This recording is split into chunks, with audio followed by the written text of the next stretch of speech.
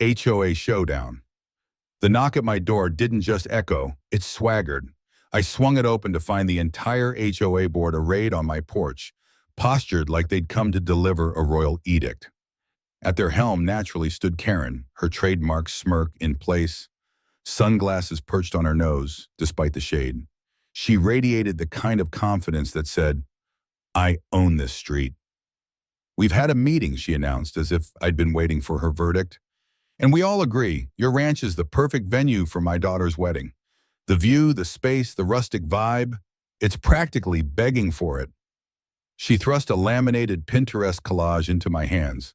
Sunflowers, wine barrels, fairy lights, and a man in suspenders cradling a chicken. I stared at the board, then at her. "No," I said, flat and final. Her smile faltered, just a flicker. "Excuse me." "No," I repeated, steady as stone. "I'm uninterested. Not happening." Karen's composure crumbled, her face collapsing like a toppled Jenga tower. "But the board is unanimous. It's for the community. We'll clean up. We'll pay you in exposure." "Exposure doesn't buy fence posts, Karen," I cut in. "If I let one event happen, this place turns into the HOA's party barn. Weddings, baby showers, potlucks, no thanks. My ranch, my rules." The rest of the board shuffled behind her, suddenly fascinated by their shoes. Someone muttered, "Maybe we should ask someone else." But Karen spun, reality TV style, and snapped, "No, this is the spot. It's my daughter's day." She turned back, voice dipped in honey and threat. "You'll regret this." I just smiled. "Take care now."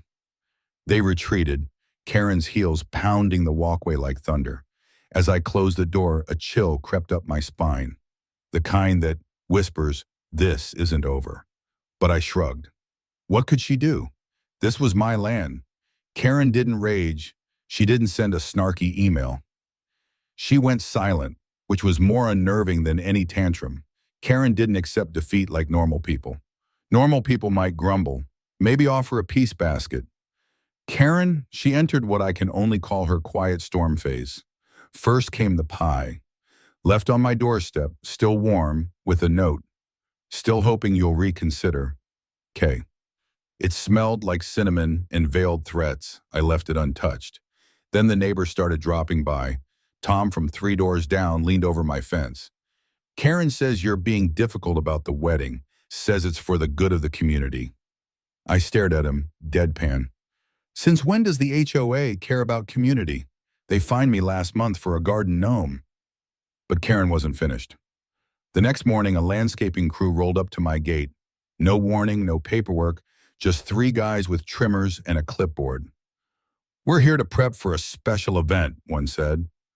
I nearly choked on my coffee from laughing. "Turn around, fellas. This ranch isn't hosting anything." Across the street, I caught Karen peeking through binoculars, ducking when I spotted her like a raccoon caught in the trash. Her last attempt came on a dusky Wednesday. She knocked, alone this time, draped in a pastel dress like she'd already RSVP'd to her own fantasy. "Listen," she cooed, syrupy sweet. "I know you're hesitant, but it's just one day. My daughter's heartbroken. This could bring everyone together. Heal old wounds." I met her gaze, unblinking. No means no. We're done here. She didn't argue. She just blinked, nodded, and walked away. And that's when I knew Karen Muppet never surrendered so easily.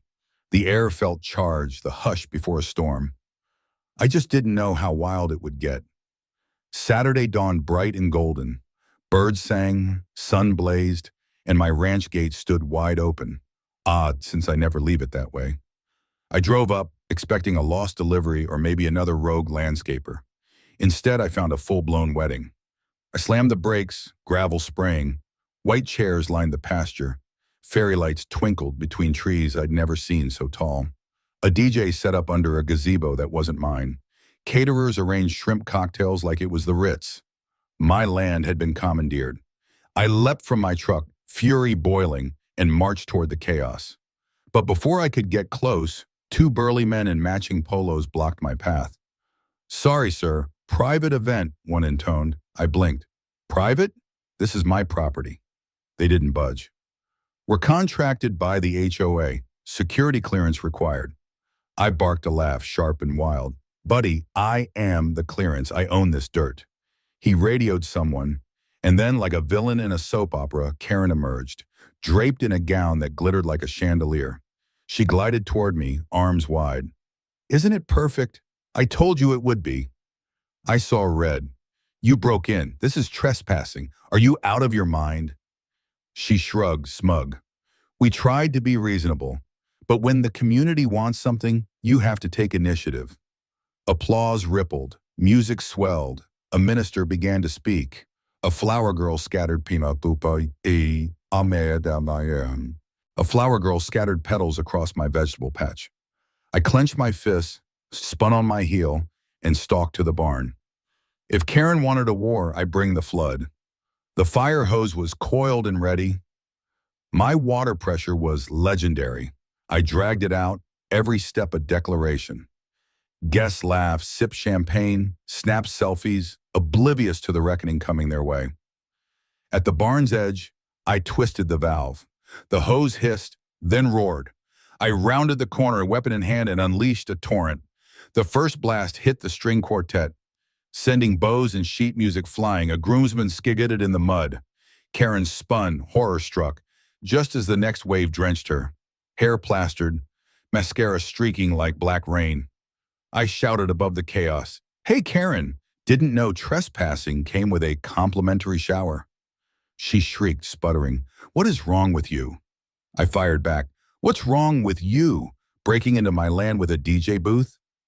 I turned the hose on the bridal arch, watching it collapse in slow motion. Guests scattered, shrieking, dresses and heels flying. Some dove into bushes to escape the spray. The shrimp cocktail table exploded in a burst of seafood confetti. Karen tried to rally her security. "Get him! He's insane!" But they just stood there, soaked and stunned. One finally muttered, "Ma'am, technically he's defending his property." She gasped, scandalized. "You're all fired!" The bride sobbed, veil dripping, mascara running like gothic tears. The groom looked ready to bolt. And me?